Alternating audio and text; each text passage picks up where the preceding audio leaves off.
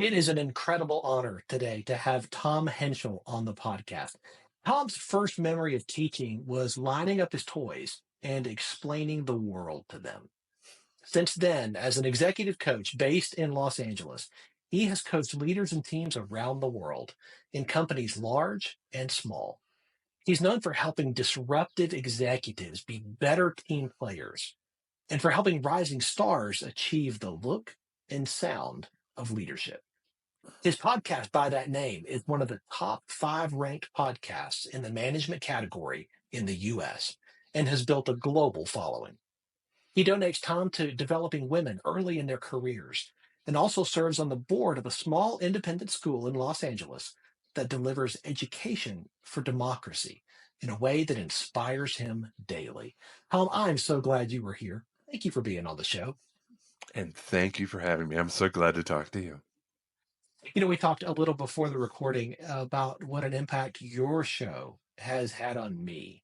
And if our listeners are not familiar with the look and the sound of leadership, highly recommend you push pause, go subscribe to that show right now, because it is a tremendous value added show that you produce every month. Thanks. I'm glad it's been helpful. I've been doing it for 16 years, William. It's old. I feel like a dinosaur, but it's been great because people tell me that it's helpful in their careers, and that's my goal. And I'm glad. I'm glad that people find value in it. And plus, by the way, I love doing it. It's kind of like my baby, so I love it. I can definitely resonate with that. Welcome to Catalytic Leadership, the podcast designed to help leaders intentionally grow and thrive. Here is your host, author, and leadership and executive coach, Dr. William Attaway. I'd love to start our conversation with a little bit of your story, because your story doesn't start with the podcast. You have grown and developed as a leader into the executive coach and the business owner that you are. But where did all this get started? Oh my. My joke would be like, well, I was born in a log cabin.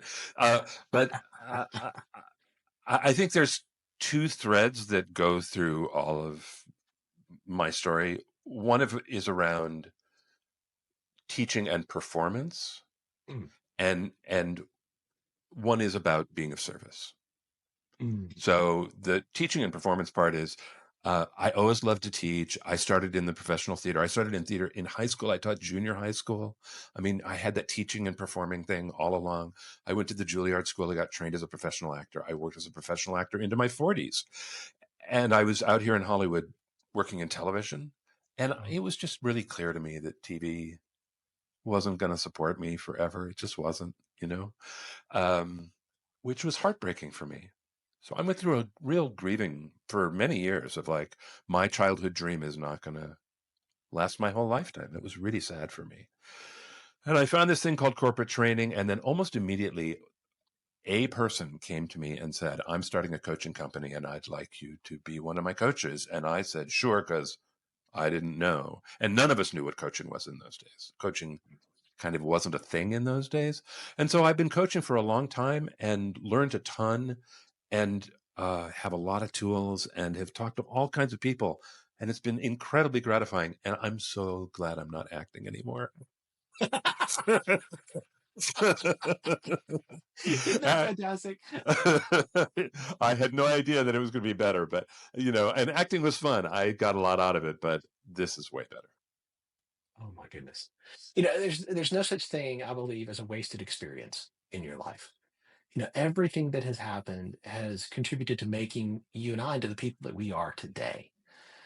And your story, while it is not the one that you anticipated, and it didn't have the twist and turn that you thought it would, it has produced the life that you have lived thus far. And you're not done yet. Amen. Yeah. You know, Yeah, for sure. as you have grown your business, and your practice, as you have grown the podcast for 16 years, by the way, that's just remarkable, particularly in podcast world. Agreed. What are some of the things that stand out to you that you have learned along the way? Wow.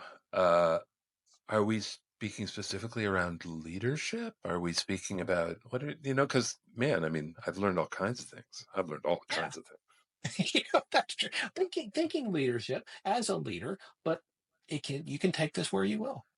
I think what I've learned, and again, I have to thank my mentors and teachers. I think when I started my company, I had a really good outward face. Look, I'd been a performer for Right. over 20 years, right? Making my living doing that. I knew how to show up, but Mm. I was not always assertive on my own behalf appropriately. I was not always clear in what I actually preferred. I, I, I didn't always know what I was good at. Mhm. And I think what's happened to me over the years, thanks to my mentors, thanks to my teachers, is I've learned how to show up and be kind of just integrated in a way where it's not so effortful as it used to be. It used to be that I was working very hard in those rooms to be appropriate, to say what I wanted to say, to be clear. My brain was working hard, and now it's gotten easier and easier the longer I've been inside of it. That's fascinating. I think that that is an experience that a whole lot of the leaders listening can resonate with. At the beginning, it is such a heavy lift to show up and bring the best version of yourself. It's so difficult. To hear Yeah. you talk about that like that, I think is something that's really going to resonate because it certainly does with me. Well, listen, I'm aware that one of the things that I work on with many of my clients is the big bucket of executive presence, the look and sound of leadership. And often that challenges a leader to create some new behavior. Stop talking sooner. That's hard. Talk shorter. That's hard. Be more clear. That's hard. Stop Mhm. interrupting. Woo, that's hard. You know what I mean? But whatever the behaviors are, that at a certain point, I'm really good at helping people change how they are experienced in the workplace by changing some behaviors. But think how distracting that is. Like I'm in this meeting and I have an agenda in my head. I've got a point that I want to make. I'm kind of have to move the team to a certain place. And oh, by the way, I'm going to try and listen better. You know what I mean? Because my coach told me I should do that. That's heavy lifting. That's really hard and it's distracting and it's a challenge. It's a challenge until that stuff becomes habitual and automatic. So in the middle, a lot of times I think leaders are stressed. I think it's hard work. All that, Mm. mental heavy lifting. How do you help people navigate that? How do you help people to navigate that heavy lift in the moment when it's so easy to just slide into your default behavior? Yeah. Well, one thing is incremental success. Oh gosh, I have this woman I'm working with who I adore, and she always leads with the failure story. Mm. And, like, oh, I screwed this up, and oh, I didn't say the right thing, and oh man, this didn't go right. And hidden in that story, inevitably, are 3 or 4 small wins that were different than they were 3 or 6 or 8 months ago. Yes. And I'm always kind of saying to her, hey, what about those?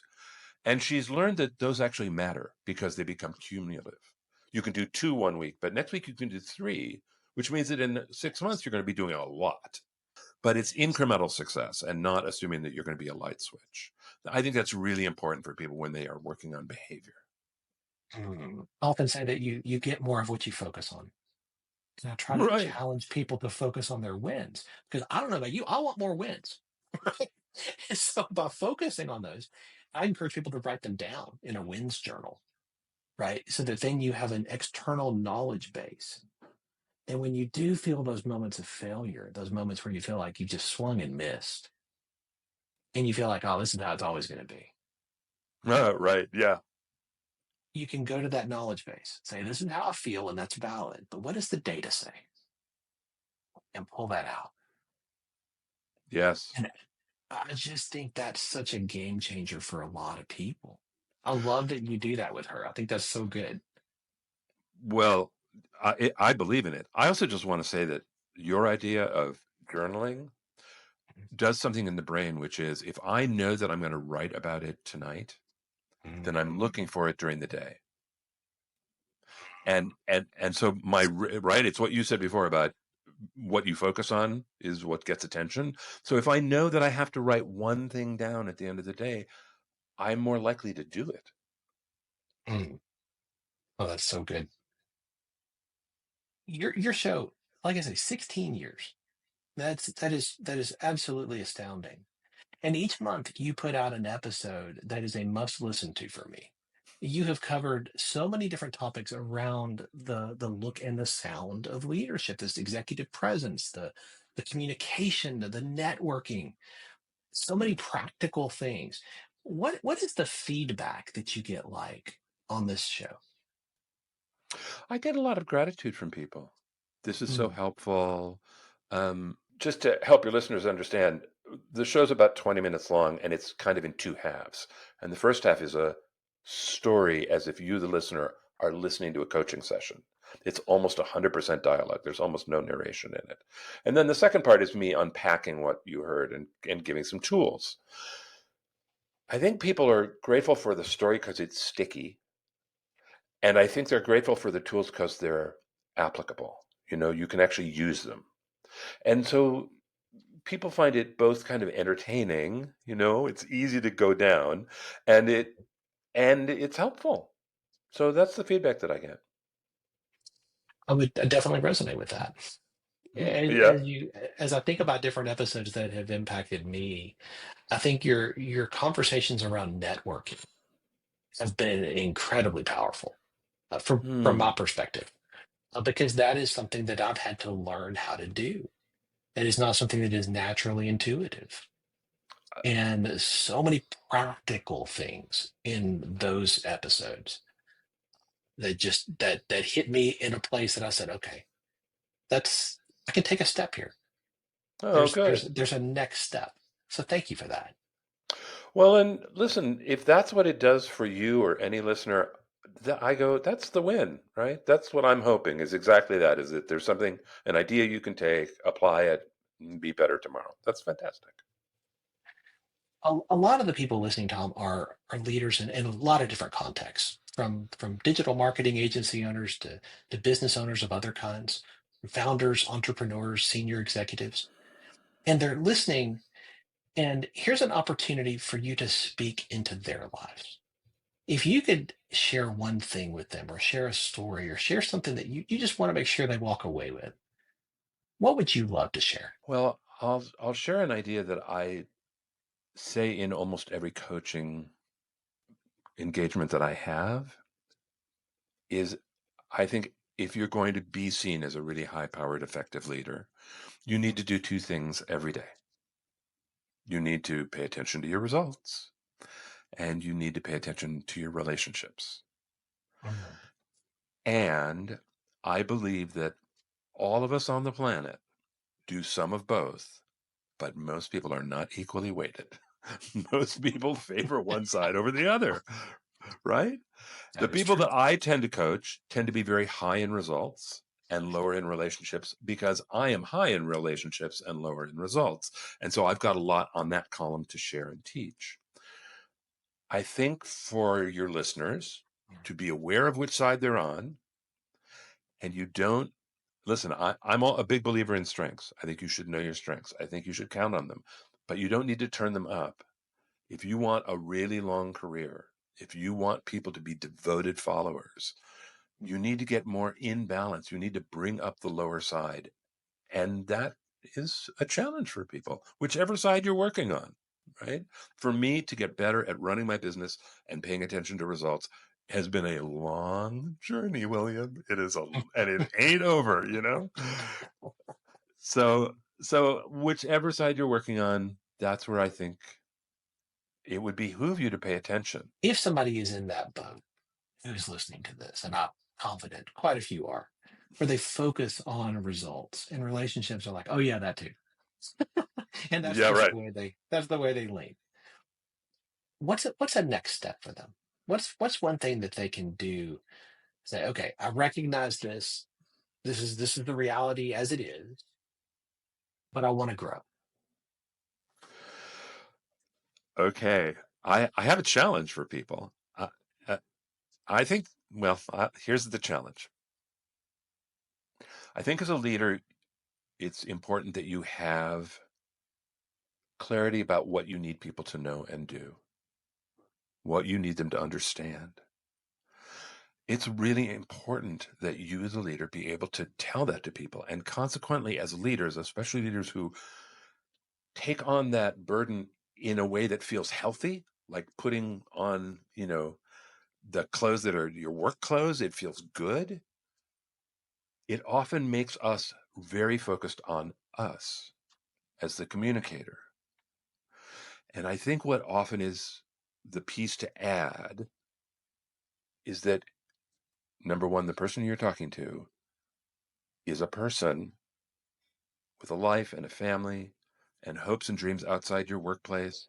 They've got a whole backstory. They are a full, breathing, living person.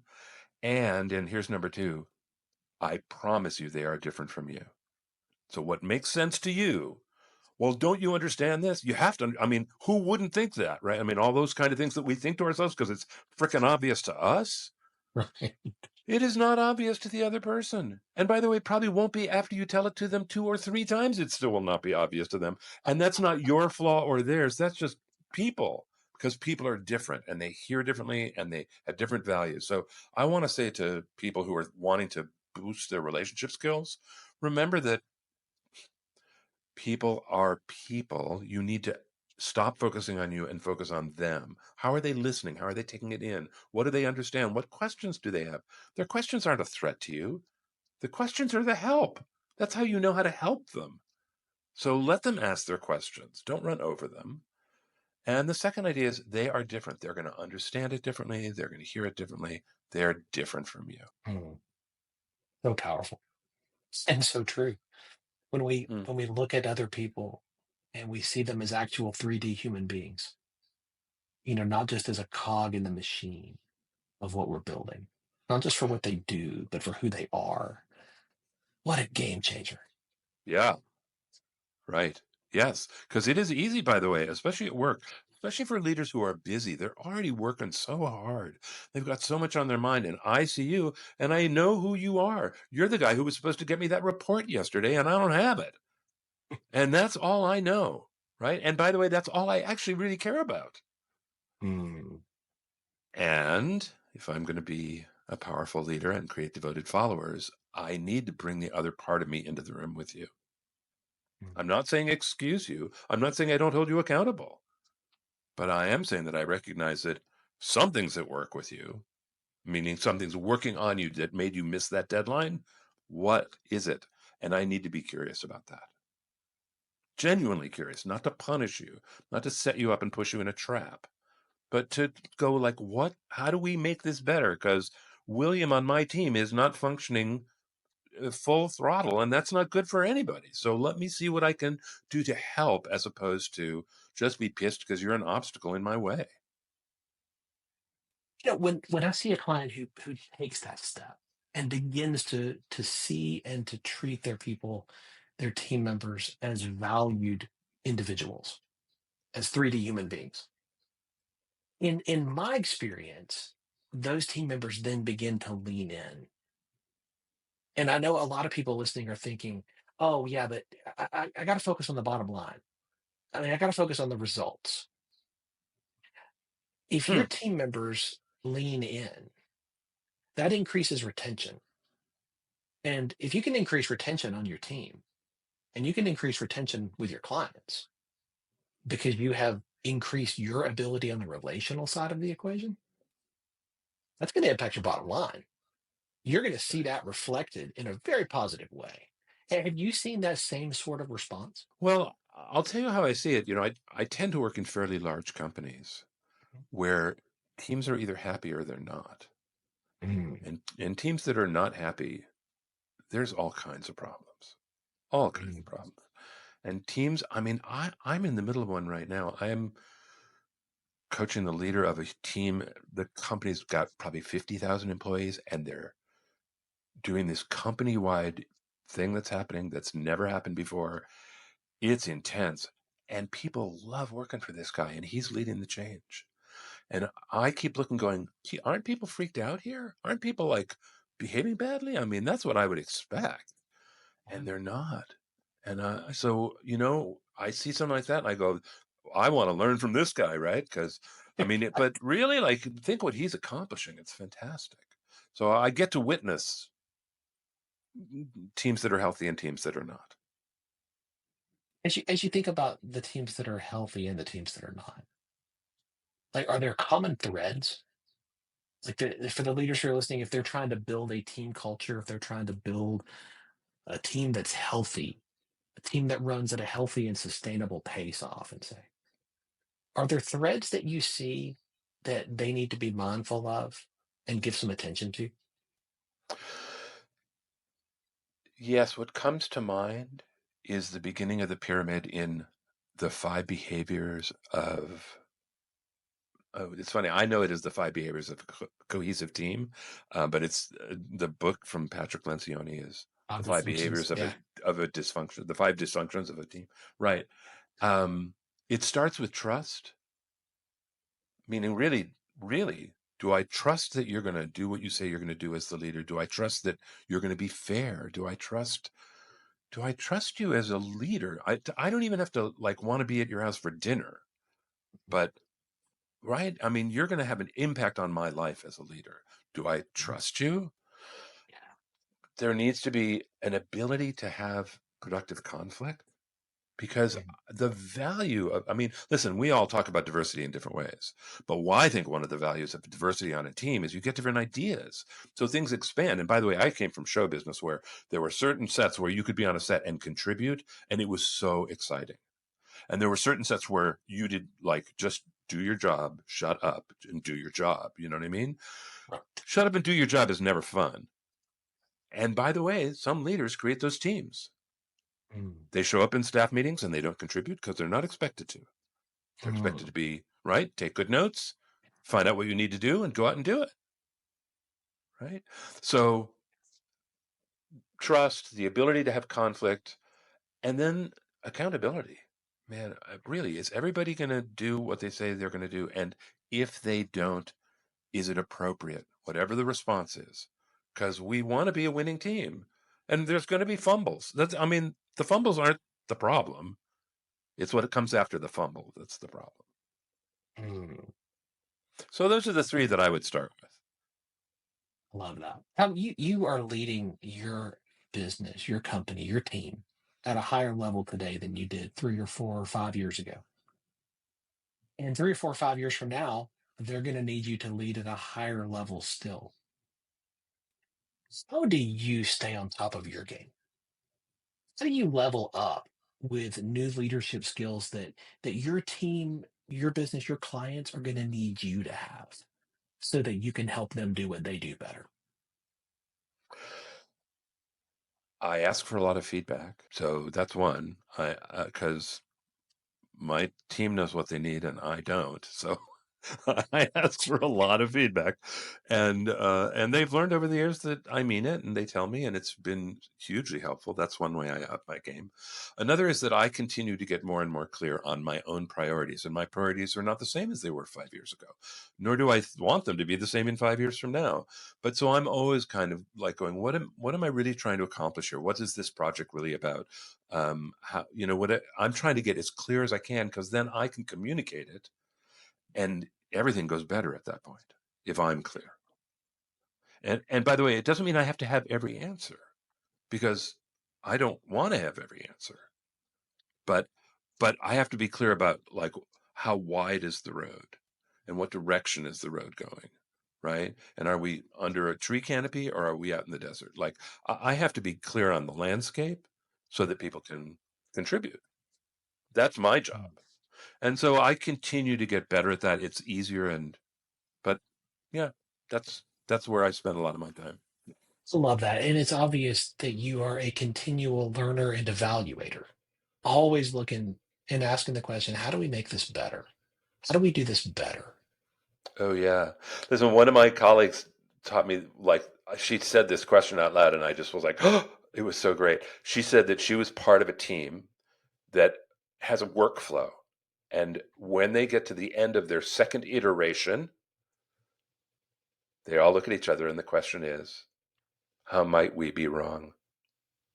Oh, what a great question. Yeah. And it adds so much value and it's such a mind expander. And by the way, for them, that team, that's after 2 iterations.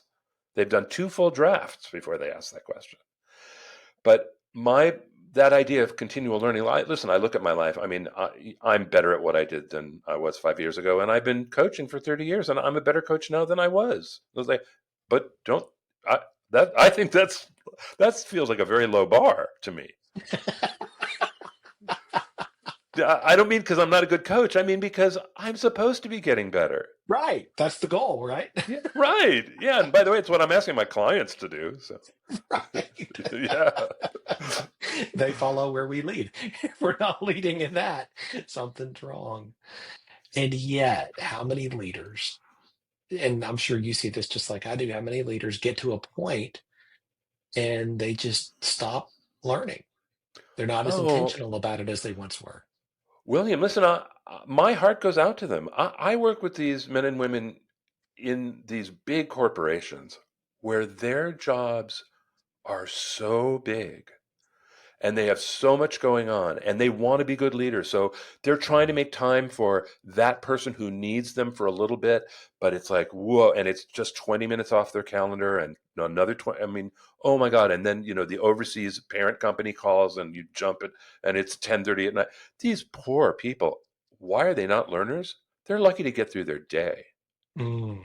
Do you know what I mean? And they've got inboxes with 300 emails. And I mean, like, oh my gosh, why are they not learners? My heart goes out to them. I show up about to kind of challenge them, and I'm aware, like, can you tolerate this? So, I mean, I think I understand why people aren't learners. I do. I totally understand it.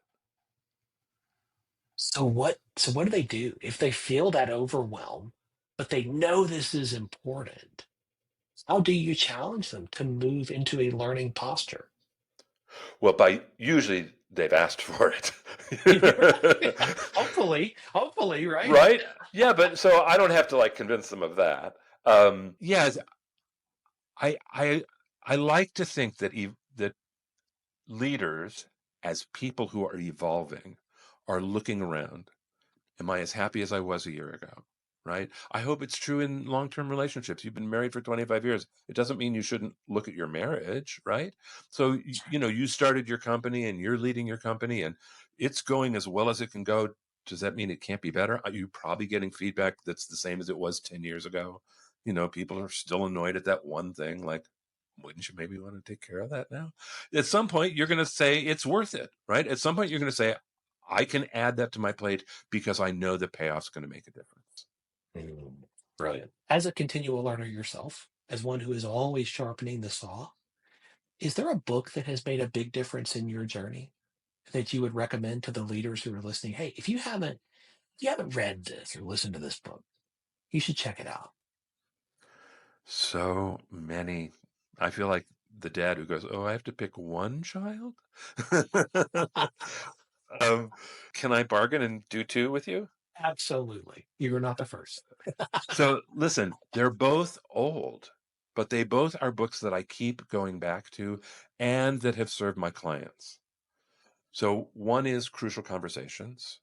It is, Great and book. the subtitle is Talking When the Stakes Are High. It's about helping you when you feel emotional. And I think we do feel emotional at work. I mean, again, think about it. If it's my company and I started my company, my not only is my ego in it, my identity's in it. I should be emotional about this, right? That's right. So Crucial Conversations is a fun read. It's got great examples. It's an easy read, but it has tons of tools. And in the back of the book, there's a whole list of scripts and all kinds of, it's a fantastic, very helpful, practical way to communicate better. That literally what comes out of your mouth is going to change the next thing that happens. It's fantastic. That's number one. Number two, on a whole other level, The Four Agreements. The Four Agreements is a book of four agreements that you make with yourself that, of course, there's no finish line. And I have used this with so many of my leaders in a way that has been very surprising. The one agreement that many, many, many, many people are working on is don't take anything personally. And he writes so well about it, but he writes so well about all of it. So it's a meaningful book. It's helpful, practical, touching, heartfelt, a book about the agreements we make with ourselves. Oh, good. Oh, I could talk with you for another hour. There's just so much wisdom and so many insights that you've shared, and I'm so grateful for that. I know people are going to want to stay connected to you and continue to learn from you. What is the best way for them to do that? I would say take a look at the podcast, or wherever podcasts are available. It's The Look and Sound of Leadership, and you can always contact me through the show notes there, or you can go to our website where there's, I'm sure, William, you know about this. There's lots of free tools there, lots of PDFs that you can download and have for yourself. It's my company's name is Essential Communications, and the website is essentialcom with 2Ms.com. And then there's a tab called Essential Tools where you can just go in, and there's lots of stuff there. And we just posted one recently that people are like, they're grabbing it like a hotcakes. It's great. And we will have all those links in the show notes. Terrific. Tom, thank you. Thanks. Thank you so much for your generosity today. And for you and what you do for your listeners. So thanks. Thanks for joining me for this episode today. As we wrap up, I'd love for you to do two things. First, subscribe to this podcast so you don't miss an episode. And if you find value here, I'd love it if you would rate it and review it. That really does make a difference in helping other people to discover this podcast. Second, if you don't have a copy of my newest book, Catalytic Leadership, I'd love to put a copy in your hands. If you go to catalyticleadershipbook.com, you can get a copy for free. Just pay the shipping so I can get it to you, and we'll get one right out. My goal is to put this into the hands of as many leaders as possible. This book captures principles that I've learned in 20 plus years of coaching leaders in the entrepreneurial space, in business, government, nonprofits, education, and the local church.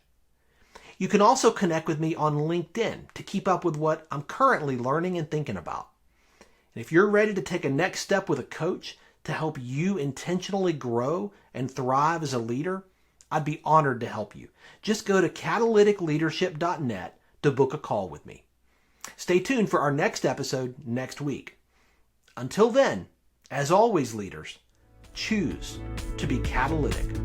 Thanks for listening to Catalytic Leadership with Dr. William Attaway. Be sure to subscribe wherever you listen to podcasts so you don't miss the next episode. Want more? Go to catalyticleadership.net.